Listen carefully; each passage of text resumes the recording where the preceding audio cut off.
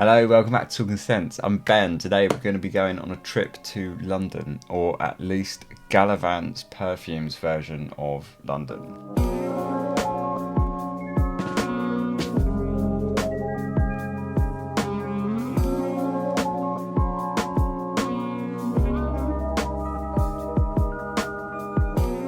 So Gallivant Perfumes, they're a funny old one. I feel like they should get a lot more hype than they do. Like, if you look at their pedigree, so Gallivant was started by a guy called Nick Stewart, who used to work for. He was the creative director at L'Artisan Parfumeur, and he left and created Gallivant. And his idea is that it's like they're all based on cities so far. I think they've released 6 or maybe 7 perfumes, and they're all based on various cities. And his idea is to make this kind of unpretentious kind of perfume that's just using like nice ingredients and say that's kind of unpretentious and it is what it is. And I quite like that. So London, the notes in it off the top are cucumber and violet leaves, and then in the middle, rose de mai absolute, rose oil and orris root. And the base notes are leather, sandalwood, patchouli and cedarwood. So when you spray it, you definitely get hit with this kind of, it's got like cucumber and violet leaves on the top. I'm not sure I feel the cucumber, but I get this like fresh green watery kind of vibe. On the back of the box actually, it sort of walks you through kind of a bit more abstract version of the notes, and it says rain, shine, touch of grit, dash of glam, flowers from the market, Georgian terraces, leather jackets, East End boys, West End girls, and a wicked sense of humour. So it's kind of like a bit more of a abstract version of the actual note listed on Fragrantica or whatever. And I think that's probably, I feel like that's what they're going with, the rain and the grit. You kind of get that off the top, straight off the top. You get this kind of watery green vibe.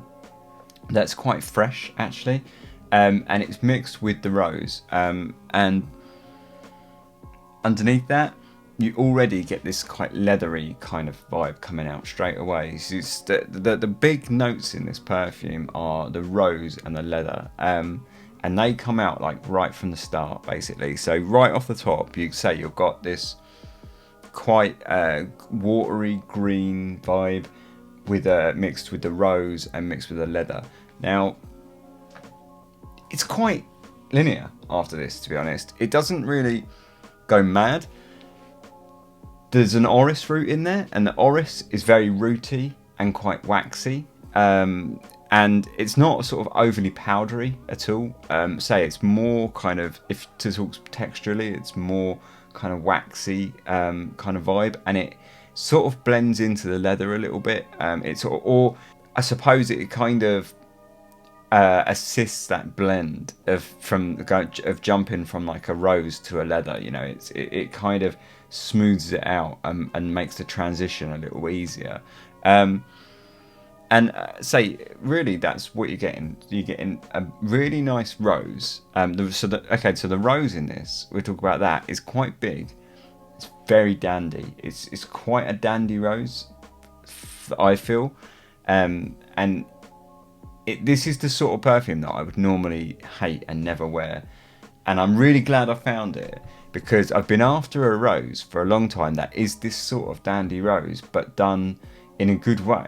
And I often feel like when I find a dandy that kind of dandy rose, it's too kind of, I don't know, it just doesn't, I can't get on with it. I need it to have something else, and this has it, and it has it with the leather, and it makes that rose an absolute banger, because the thing is the rose is real dandy, it's bright, it's quite clean, it's very dapper, very kind of old school, so it's going for that, clearly it's going for that kind of like English rose kind of idea, and I suppose that ties in with the London thing, which I'd say we'll come back to in a bit, but yeah, it's going with that kind of English rose kind of idea, but the leather is quite a skanky little beast. underneath. It's feels polished, like a real kind of highly polished, sort of expensive leather, but it does have some real animalic kind of edge to it. It really has this sort of animalic, yeah, just a real kind of, I wouldn't say skanky because it's quite a clean. Oh, it's not that clean though, but it feels clean because it's got that green and that watery green sort of side of it, and that the violet leaf and the rose. It's feeling quite fresh and sparkly and clean, but actually this leather is quite a skanky little beast. And it sits underneath it, and I've seen some reviews online of this, and you can see it's like people sort of and ah over it. There's a few reviews on Fragrantica that are like, I'm not sure if I like this or not, and it's people who they can't quite come to grips with it, I think, and I totally get why. They can't quite work out if they like it or they hate it or whatever, because it really is like, on one hand, like it's like a scent with two halves, like a scent with two faces. It's really got this kind of dandy kind of cleanliness and sort of this sort of like dandy, happy, clean, innocent almost kind of side to it, and then it's got this like real kind of skank leather, but it's so clean. The leather is so polished. It smells like a real polished, worked, processed leather. So that again throws you, because it feels like, oh, this is actually a real nice clean leather, but there is a real kind of animalic roughness underneath that, that is kind of, it's not hidden. I was going to say it's kind of almost like hidden away, but it's not hidden away. It's just that it sits below it. On top you've got these kind of like the sparkly roses and the kind of polished leather, and that's kind of forefront, but underneath it, and really still just as forefront, but it definitely sits underneath it, sort of almost like propping it all up, is this real animalic skank to it, and I think obviously that's kind of helped with the patchouli and the cedar as well, which, I mean, that those are two notes which can definitely kind of enhance a skanky vibe, and a rough sort of vibe, and I really, really like it in this. So you get this kind of that's really the kind of stars, and you get this kind of big, beautiful rose, with this kind of highly polished, almost kind of like waxy leather, but at the same time it's got some rough edge to it, and that's kind of it. That's pretty much to the dry down. That's what you're going to get. The green sort of comes off the top quite quick, and the wateriness kind of starts to fade away. It's still there now, but I say within like sort of an hour, that's going to kind of fade, and you're just going to kind of, it's going to sort of move into the rose and sort of fade in and become a bit stemmy almost, and feel like more of a stem sort of thing, sort of to the rose, and sort of almost like meld into like a part of the rose, because it kind of dips right down. So almost, rather than be a kind of a chord in itself, it mixes with the rose and kind of helps that to kind of be a kind of a stemmy rose or whatever. But really, really good, and I really like it. It's really quite a subversive fragrance. I think it's got this real kind of creative edge to it, and it's doing something really simple and quite done in a way, but at the same time it's really doing it in this really quite subversive and quite punk way, and I quite like that, and in a sense that is quite London really. And it's weird because the rose being quite bright, it contrasts really well with that kind of animalic, leather, and it stops that rose. And I think this is why I like it, is that the rose being quite dandy, but it contrasts with the leather, and the leather kind of pulls it back from being kind of too sort of chipper and a bit too dandy, you know. It's there and it's got those kind of characteristics, but the leather is always kind of pulling it back in a little bit, like reining it in and sort of like keeping it a little bit grounded and a little bit kind of rough. And I quite like that. It's a clever dance between the rose and the leather all the way through the perfume. You get a little kind of hints of the kind of dark green sort of patchouli that comes out. Some of the wood in the base kind of comes out and kind of gives it a roughness. But really, it's quite, everything sits below that leather, and that which, say, with the rose, work that middle, and they're really the kind of forefront stars of this fragrance. And it's actually quite simple. Say, it is quite a simple fragrance when you get down to it. I can actually see someone, you know, if they were going to criticize it for anything, I can actually see them saying, like, you know, it's a bit simple, it's a bit linear. But with that simplicity, despite the fact that the leather is quite a skanky beast, it makes it quite wearable, because it's almost, again, it's almost like a perfume with two faces. It makes it feel kind of, along with that kind of dandiness and brightness, it also makes it feel quite wearable. But the whole time you've got this kind of scabby bit, the kind of skanky animalic leather underneath, that actually, if you were to focus on that, a lot of people might find that quite challenging. But it's kind of sort of, yeah, subverted by that kind of upright, kind of upbeat, kind of dandy rose kind of brightness on this side. So the whole time it's kind of, yeah, again, this kind of dance between like kind of bright happiness and skanky leatherness, and I think it works really, really well. It does flow through kind of various nuances. It feels quite linear, and I think it is quite linear, but it does sort of have a nice kind of flow that through like some various nuances of that leather and rose kind of dance. There are times when the rose sort of is more forefront, like at the start, and then as you wear it, it moves more to be like a leather based fragrance, almost with the support of the rose, and then the kind of the green drops down, and that kind of helps to bolster the rose again, and that, you know, so you get this interesting kind of nuance between those two notes throughout.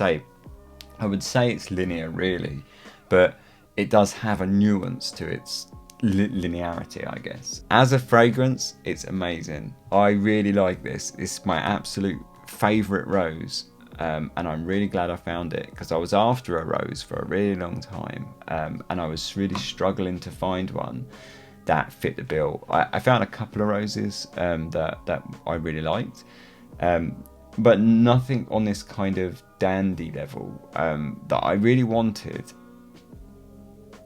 I really wanted for a long time, like a dandy rose that had a bit more to it, and that's what this has got. It's like a dandy, bright, happy, clean rose that's very sort of perfumey and almost old school sort of perfume sort of vibe. But underneath that, it's got that real skank leather that feels quite polished and nice. But yeah, there is a kind of skank edge to it. There is a kind of animalic nastiness sort of that runs underneath that.